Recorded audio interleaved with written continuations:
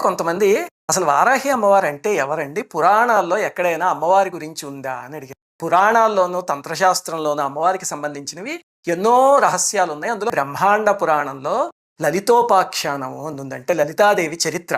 మనం లలితా సహస్రనామంలో చదువుకునేది అమ్మవారి చరిత్రే కదా! అమ్మవారు భండాసురుడు అనే రాక్షసుడిని నాశనం చేయడానికి ఆవిర్భవించారు. అమ్మలందరికీ మూలపుటం చెప్పి అమ్మవారు తనలోంచి ఒక సృష్టిని చేశారు.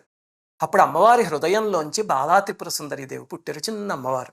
అమ్మవారి బుద్ధిశక్తి నుంచి శ్యామలాదేవి పుట్టారు. అమ్మవారికి, లలితమ్మవారికి నేను అనే ప్రజ్ఞ ఉంటుంది కదా, అహం అని. మనందరం కూడా నేను నేను అంటూ ఉంటాం. అలాగే అమ్మవారి యొక్క అహం అనే ప్రజ్ఞ నుంచి వారాహి అమ్మవారు పుట్టారు.